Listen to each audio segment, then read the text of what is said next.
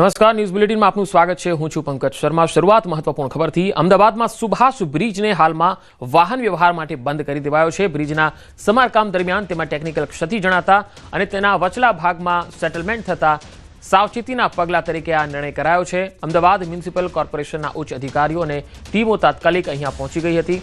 બ્રિજની સ્થિતિનું સંપૂર્ણ નિરીક્ષણ કરવાનું કામ ચાલી રહ્યું છે। આજે ડ્રોન દ્વારા સર્વે પણ કરવામાં આવનાર છે। આ સર્વે પૂરો થયા પછી જ બ્રિજની ફિટનેસ તપાસથી અને ત્યારબાદ જ તેને લોકોની અવરજવર માટે ખુલ્લો મુકાશે। અમદાવાદના સુભાષ બ્રિજને લઈને આ એક મોટા સમાચાર છે, કારણ કે એનો એક ભાગ બેસી ગયો છે, જેથી હાલ 5 દિવસ માટે આ બ્રિજ છે એ બંધ રખાયો છે।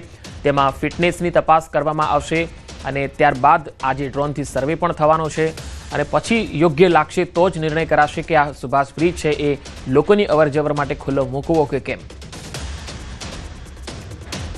વધુ માહિતી મેળવીએ। સંવાદદાતા વિભુ પટેલ મારી સાથે જોડાયા છે। વિભુ, જે બ્રિજનો વચ્ચેનો ભાગ બેસી ગયો છે આ પુલનો, ત્યારે હાલ આજે જે સર્વે થવાનો છે એમાં કયા પ્રકારની તપાસ થશે? ફિટનેસ ટેસ્ટમાં શું આખો આ બ્રિજ જે છે એનો જે વચ્ચેનો ભાગ છે એ રિપેર થશે કે પછી આખા બ્રિજને જ નવેસરથી તૈયાર થશે?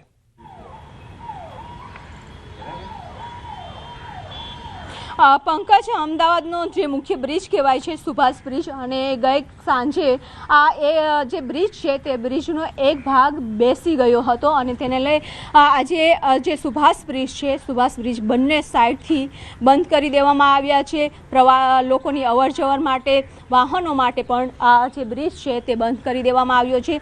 હવે આજે સર્વે કરવામાં આવશે, ડ્રોનથી પણ સર્વે કરવામાં આવશે કે વચ્ચેનો ભાગ છે તે બેસેલો જોવા મળી રહ્યો છે અને હવે આ બ્રિજને 5 દિવસ માટે બંધ કરવાનું અમદાવાદ મ્યુનિસિપલ કોર્પોરેશન દ્વારા જાહેરનામું આપવામાં આવ્યું છે। પરંતુ આ બ્રિજનું હવે સમારકામ કેટલું કરવું પડશે તે પણ એક મહત્વનું છે। ખાસ કરીને પંકજ, હું યાદ કરાવીશ કે જ્યારે ગંભીરા બ્રિજ તૂટ્યો અને ત્યારબાદ રાજ્યભરના તમામ જે બ્રિજ છે તેનું સર્વે કરવામાં આવ્યું હતું, ચેકિંગ કરવામાં આવ્યું હતું અને એક આખો ફિટનેસ રિપોર્ટ છે તે તૈયાર કરવામાં આવ્યો હતો અને તેમાં પણ જણાવવામાં આવ્યું હતું કે આ બ્રિજનું ફિટનેસ ઓકે છે અને તેના માટે જ પછી લોકો માટે પણ ચાલુ રાખવામાં આવ્યું। સમાન અંતરે તેનું સમારકામ પણ થતું રહે છે આ બ્રિજનું, પરંતુ તેમ છતાં પણ આપ જોઈ શકો છો કે આ બ્રિજનો એક તરફનો ભાગ છે તે બેસી ગયો છે। સદનસીબ છે કે એ ભાગ તૂટ્યો નથી, જેના કારણે લોકોને પણ કોઈ મુશ્કેલી સર્જાઈ નહોતી, પરંતુ જે રીતે વાહન ચાલકો નીકળ્યા અને તેઓને પણ જાણ થઈ છે કે આ એક સાઈડનો ભાગ બેસેલો લાગે। અમદાવાદ મ્યુનિસિપલ કોર્પોરેશનની ટીમ પણ કાલે ઘટના સ્થળે પહોંચી હતી અને આ તમામ જે રિપોર્ટ છે તે હવે તૈયાર કરવામાં આવશે। તૈયાર કર્યા બાદ કેટલું સમારકામ કરવામાં આવશે, આખા બ્રિજ નું સમારકામ કરશે કે પછી એક ભાગ બેસી ગયો છે તેનું જ સમારકામ કરશે, તેનો એક રિપોર્ટ તૈયાર કરવામાં આવશે અને એ રિપોર્ટ ઉપર આખી કાર્યવાહી છે, સમારકામ છે તે કરવામાં આવશે। પરંતુ આ જે મુખ્ય બ્રિજ એટલા માટે છે કે લોકો રાણી હોય કે આરટીઓ તરફથી જ્યારે એરપોર્ટ જવાનો રસ્તો પકડવાનો હોય છે ત્યારે શાહીબાગ થઈ અને નીકળતા હોય છે। સાથે શાહીબાગના જે લોકો છે, ખાસ કરીને વહીવટી ઓફિસ આવેલી છે કલેક્ટરની, એટલા માટે પણ વહીવટી કામ માટે લોકોની અવરજવર પણ અહીંથી ખૂબ થતી હતી, પરંતુ આજે આ બ્રિજને છે તે બંધ કરી દેવામાં આવ્યો છે અને આપ જોઈ શકો છો કે આ શાહીબાગથી આરટીઓ સર્કલથી લઈ અને આખો બ્રિજ છે તે બંધ કરી દેવામાં આવ્યો છે। બેરિકેડ લગાવી દેવામાં આવ્યા છે, પોલીસનો બંદોબસ્ત પણ ગોઠવી દેવામાં આવ્યો છે, એટલે કે તકેદારીના ભાગરૂપે આ કરવામાં આવ્યું છે। પરંતુ હવે અમદાવાદ મ્યુનિસિપલ કોર્પોરેશનની ટીમ પહોંચશે, આરએનબીની ટીમ પહોંચશે અને આખો રિપોર્ટ છે તે તૈયાર કરવામાં આવશે। જી વિભુ, આભાર સમગ્ર માહિતી આપવા માટે।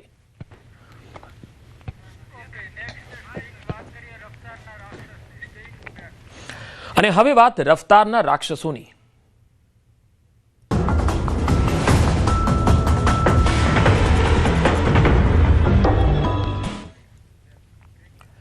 રાજકોટમાં બેફામ રફતારનો કહેર જોવા મળ્યો। સીસીટીવીમાં કેદ થયા છે દ્રશ્યો। સાયકલ ચાલકને ટક્કર મારી અને કાર ચાલક ફરાર થઈ ગયો। અયોધ્યા ચોક પાસેનો અકસ્માત સીસીટીવીમાં કેદ થયો છે। ટક્કર મારી ચાલકે થોડીવાર બ્રેક મારી અને ફરાર થયો। કારની ટક્કરથી વૃદ્ધ ઘાયલ થયો છે, હોસ્પિટલમાં ખસેડાયો છે। અકસ્માત બાદ આસપાસના લોકો પણ એકત્ર થયા। હાલમાં સીસીટીવીના આધારે પોલીસે તપાસ હાથ ધરી છે। બેફામ રફતારનો આ કહેર તમે જોઈ શકો છો કે આખી આ ઘટના કઈ રીતે બની। અયોધ્યા ચોક પાસે અકસ્માત થયો, જેમાં સાયકલ ચાલકને એક કાર ચાલકે ટક્કર મારી હતી અને ત્યારબાદ ફરાર થઈ ગયો હતો। આખી ઘટના સીસીટીવીમાં પણ કેદ થઈ છે। પોલીસે આ દ્રશ્યોના આધારે કાર ચાલકને શોધવાની તજવીજ હાથ ધરી છે। બેફામ રફતારને કારણે રાજકોટમાં વારંવાર અકસ્માતો ખૂબ થઈ રહ્યા છે, વધી રહ્યા છે। પરંતુ આ જે કાર ચાલકો છે તેમનો નશો ઉતરતો નથી, તેમની આ ઝડપની જે મજા છે એ નશો જે છે એ ઉતરતો નથી અને કાર ચાલકો જાણે પોતાનો બનાવેલો રસ્તો હોય એ પ્રકારે બેફામ રીતે કાર હંકારતા હોય છે અને ક્યાંય ટ્રાફિકના જે રસ્તાઓ હોય છે ત્યાં બ્રેક મારવાની પણ તસદી લેતા નથી. વધુ માહિતી મેળવીએ રાજકોટથી સંવાદદાતા હાર્દિક જોશી જોડાયા છે. હાર્દિક, આ જે કાર ચાલક છે તેના વિશે કોઈ ભાળ મળી શકી છે? પોલીસને કોઈ કડી મળી છે?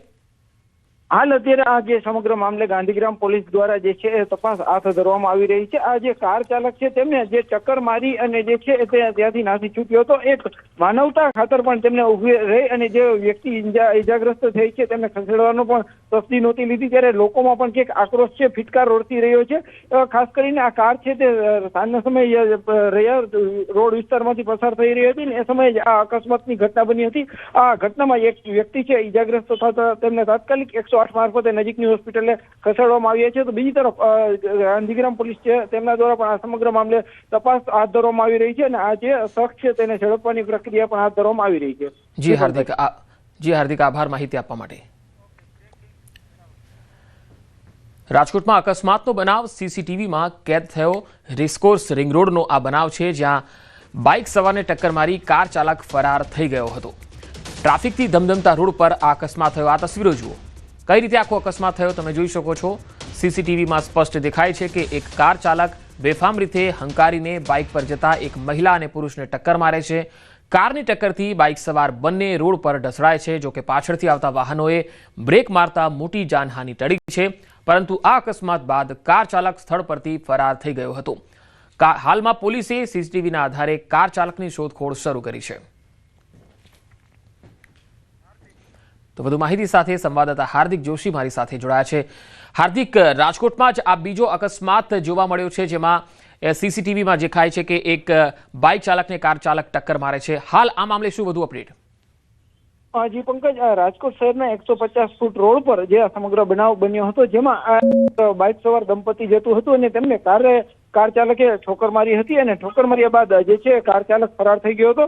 ખાસ કરીને રાજકોટ શહેરમાં છેલ્લા થોડા દિવસથી અકસ્માતના બનાવો પણ વધ્યા છે અને ખાસ કરીને લોકોની પણ માંગ વધી છે કે જે જગ્યાએ ટ્રાફિક વધુ હોય એ જગ્યાએ સ્પીડ બ્રેકર પણ મૂકવામાં આવે, કેમ કે ખાસ કરીને રાતના સમયે જે લોકો છે તે બેફામ વાહનો ચલાવતા હોય છે અને એમને કારણે કેટલાક લોકોને ઈજા પણ પહોંચતી હોય છે. ત્યારે આવા શખ્સો સામે કડકમાં કડક કાર્યવાહી થાય તેવી કંઈક લોકોમાં પણ માંગ ઉઠી રહી છે. જી હાર્દિક, આભાર માહિતી આપવા માટે.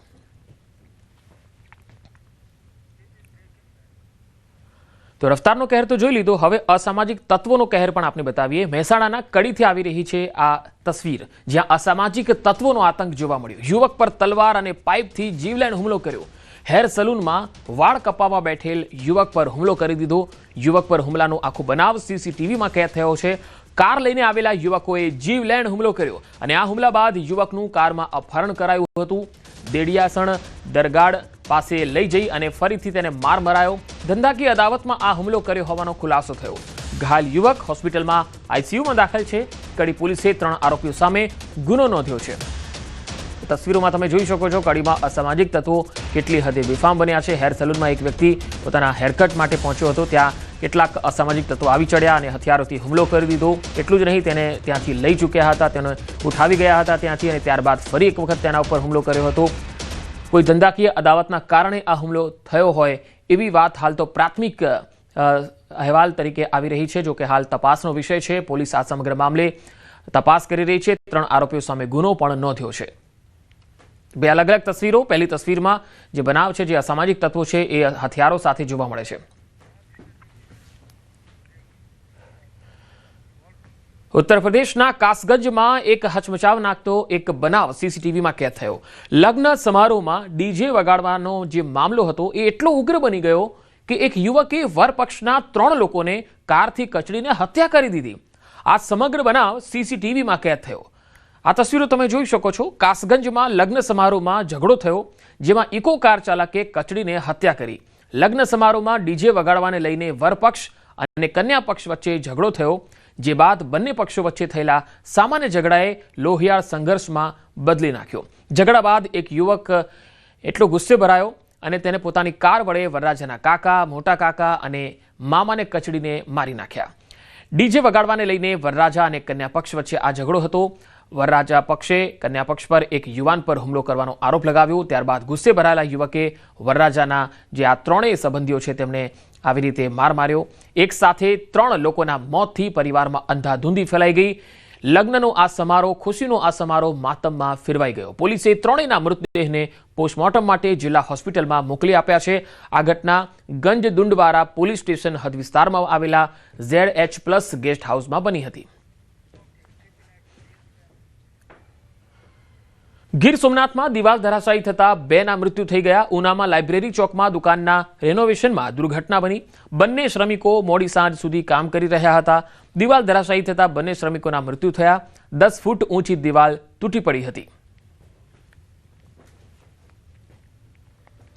તો દિવાલ ધરાશાયી થતા બંને શ્રમિકોના મૃત્યુ થયા છે. ગીર સોમનાથના ઉનાનો આ બનાવ.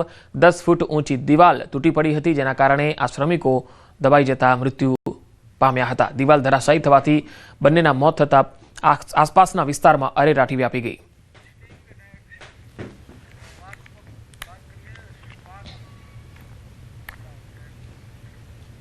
અને હવે વાત શ્વાન પકડવાને લઈને તંત્રના પરિપત્રની.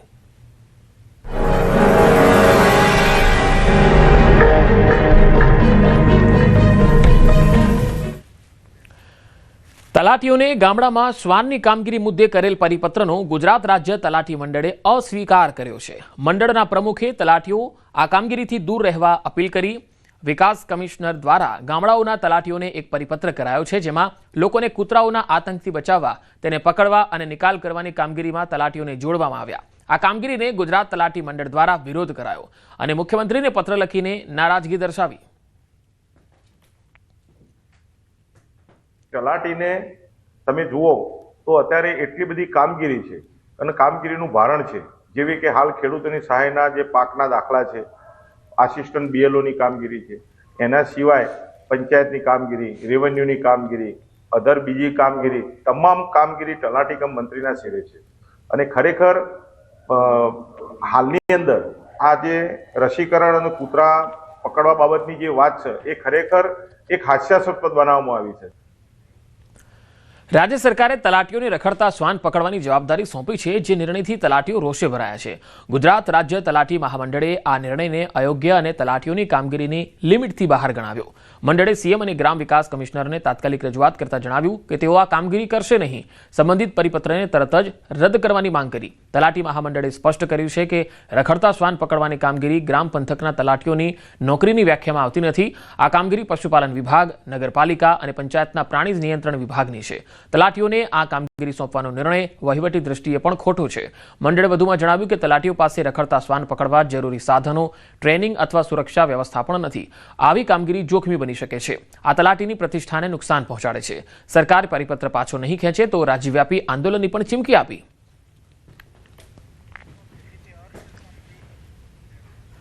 વલસાડમાં 6 વર્ષની બાળકી પર દુષ્કર્મ આચરનાર નરાધમને કોર્ટે ફાંસીની સજા ફટકારી, જેને લઈને દુષ્કર્મની નાયબ મુખ્યમંત્રી હર્ષ સંઘવીએ વલસાડ પોલીસની ટીમના વખાણ કર્યા. કહ્યું, વલસાડ પોલીસે 48 કલાકમાં નરાધમને પકડી 18 દિવસમાં ચાર્જશીટ ફાઇલ કરી અને પોણા 2 વર્ષની અંદર આરોપીને ફાંસીની સજા ફટકારી. રાજ્યમાં ખાસ માતા અને દીકરીઓ વતી હું પોલીસ અને સ્પેશિયલ લોયરનો આભાર માનું છું, એવી પણ વાત તેમણે કરી હતી.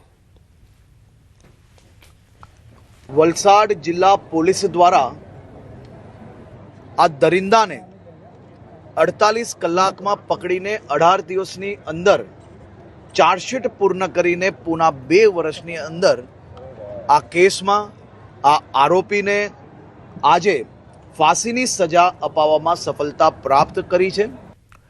વલસાડના વાપીમાં શ્રમજીવી પરિવારની માત્ર 6 વર્ષની બાળકી પર થયેલ દુષ્કર્મ અને હત્યાના કેસમાં આરોપીને સ્પેશિયલ પોક્સો કોર્ટે ફાંસીની સજા ફટકારી. આ કેસમાં આરોપી 42 વર્ષના રજાક સુભાન ખાનને ગુનેગાર ઠેરવીને કોર્ટે આ ઐતિહાસિક ચુકાદો આપ્યો. આ નિર્ણય પીડિત પરિવાર માટે 18 મહિના પછી મળેલા ન્યાયની જીત છે, જેમાં પોલીસની ત્વરિત કાર્યવાહી અને કોર્ટની ઝડપી તપાસની કલમોની પ્રશંસા થઈ રહી છે. આ ઘટના 23 ઓક્ટોબર 2023ની છે, જ્યારે વાપીના શ્રમજીવી પરિવારની 6 વર્ષની બાળકી બહાર રમવા ગઈ હતી અને આ વિસ્તારનો રહેવાસી આરોપી રજાક સુભાન ખાનને તેને ચોકલેટની લાલચ આપીને નજીકની ઝાડીમાં લઈ ગયો અને બાળકી પર દુષ્કર્મ આચર્યું અને વિરોધને કારણે તેની હત્યા કરી. આરોપીએ બાળકીનું ગળું દબાવીને તેની હત્યા કરી હતી. બાદમાં તેનો મૃતદેહ ઝાડીમાં જ છોડી દીધો હતો. પોલીસ તપાસમાં CCTV ફૂટેજ, સ્થાનિક લોકોના નિવેદન, મેડિકલ રિપોર્ટથી આરોપી સીધી પહોંચી ગઈ હતી. પોલીસે આરોપીને તુરંત ધરપકડ કરી અને તેને જે તે વખતે પોતાના કપડાં બદલીને ભાગવાનો પ્રયાસ કર્યો હતો. તપાસમાં જાણવા પણ મળ્યું હતું કે આરોપી નજીકમાં જ રહેતો હતો અને બાળકીને પહેલાથી જાણતો હતો. કેસમાં કોર્ટે આરોપીને ફાંસીની સજા અને પીડિત બાળકીને 17 લાખ રૂપિયાનું વળતર ચૂકવવાનો હુકમ કર્યો. આ કેસમાં ચાર્જ ફ્રેમ થયા બાદ માત્ર 1.5 વર્ષની અંદર આખો કેસ ચાલી અને ઝડપી ચુકાદો આવ્યો છે. એ ખરેખર આવકારદાયક છે. એટલે આઈપીસી 377 હેઠળ પણ એને કસૂરવાર ઠેરવા છે.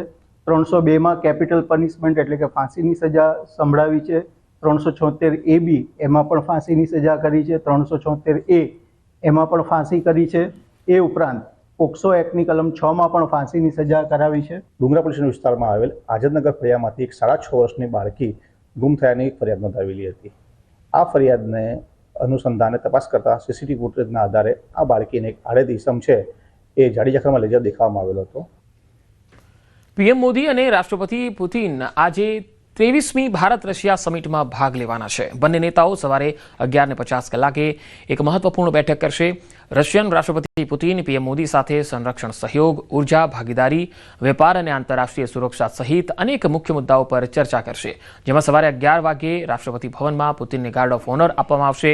તો સવારે 11:30 કલાકે પુતિન મહાત્મા ગાંધીને શ્રદ્ધાંજલિ આપવા માટે રાજઘાટ જશે. જ્યારે 11:50 કલાકે હૈદરાબાદ હાઉસ ખાતે 23મી ભારત રશિયા સમિટમાં હાજરી આપશે.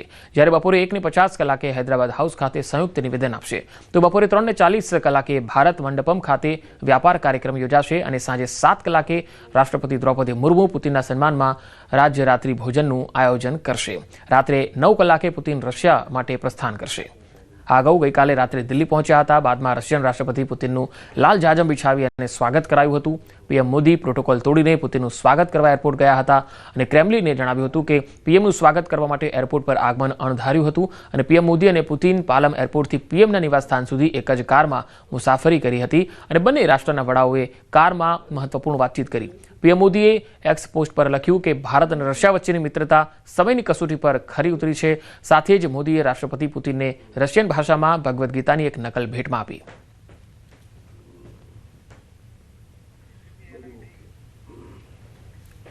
બિહારના રાજ્યપાલ આરિફ મોહમ્મદ ખાને સ્ટેચ્યુ ઓફ યુનિટીની મુલાકાત લીધી. નર્મદામાં સરદાર એટ 150 યુનિટી માર્ચમાં હાજરી આપી. મીડિયા સાથેની વાતચીતમાં સરદાર પટેલ વિશે જણાવ્યું. સ્ટેચ્યુ ઓફ યુનિટી બનાવવા માટે પ્રધાનમંત્રી નરેન્દ્ર મોદીનો આભાર પણ માન્યો.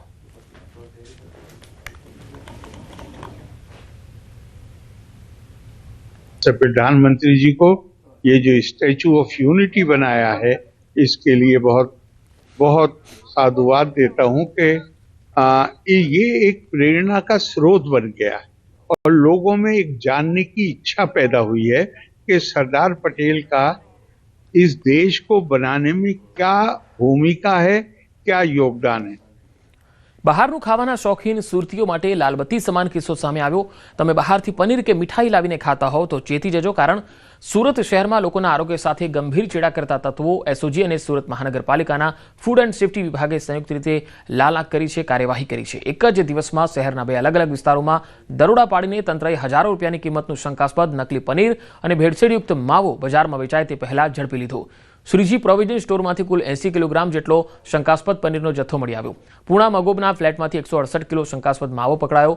તો બંને કાર્યવાહી બાદ એસઓજીએ માવો અને પનીરના નમૂનાઓને વૈજ્ઞાનિક રીતે પેક કરી અને સુરક્ષિત સીલ સાથે શહેરની ગુજરાત ફૂડ લેબોરેટરી ખાતે મોકલી આપ્યા. પદાર્થો ભેળસેળયુક્ત સાબિત થશે તો પગલાં લેવાશે.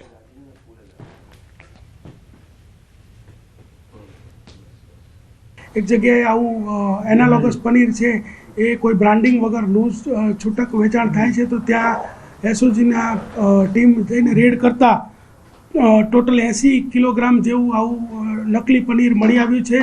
ફૂડ સેફ્ટી ઓફિસર સાથે રેડ કરવામાં આવી અને ત્યાં એના નમૂના લેવામાં આવ્યા અને એ જે 80 કિલોગ્રામ પનીર છે એને જપ્ત કરવામાં આવ્યું છે. તદુપરાંત બીજી એક ટીમ જે છે તે પૂણા મગોબ પ્રિયંકા સિટી છે ત્યાં રોડ ઉપર એક રાજસ્થાનથી માવો આવતો હતો. તેને શંકાસ્પદની માહિતી હતી, તેને ચેક કરતા એને જાતે સ્વીકારેલું કે આ જે છે ભેળસેળયુક્ત માવો છે. એનો પણ ફૂડ સેફ્ટી ઓફિસરને બોલાવી અને એને નમૂના લેવામાં આવ્યા અને ટોટલ જે છે એ માવો 200 kilogram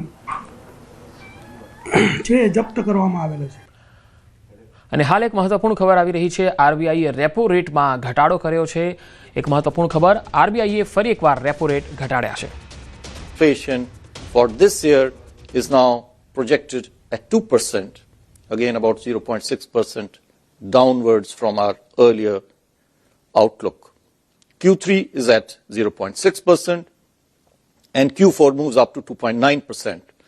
CPI inflation for Q1 and Q2 next year are projected at 3.9 and 4% respectively. I may, however, add that the underlying inflation pressures are even lower as the impact of increase in price of precious metals is about 50 basis points. The risks are evenly balanced. I will now draw your attention to the external sector. India's current account deficit moderated from 2.2% of GDP in Q2 last year to 1.3%. This is a decrease of about 0.9% in Q2 this year on account of robust services exports, which continue to do well, and strong remittances. In October 2025, merchandise exports contracted YOY, whereas merchandise imports continued to increase for the second consecutive month. This resulted in widening of the trade deficit. Healthy services exports coupled with strong remittance receipts are, however, expected to keep our current account deficit for this year modest. On the external financing side, gross FDI to India increased at a robust pace during the first half of the year.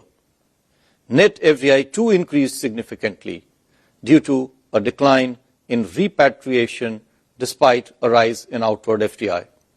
FPI to India recorded net outflows of $0.7 billion this year so far, basis figures till December 3, primarily due to outflows in the equity segment. Flows under ECB આગળ વાત and હવે non-resident deposit account. રાજકોટની 20 જેટલી સરકારી કચેરીઓ પાસેથી પાણીના વેરા બાકી છે. બીજી તરફ શહેરમાં કુલ 30,000 જેટલા ભૂતિયા નળ જોડાણોની સમસ્યા સામે આવી.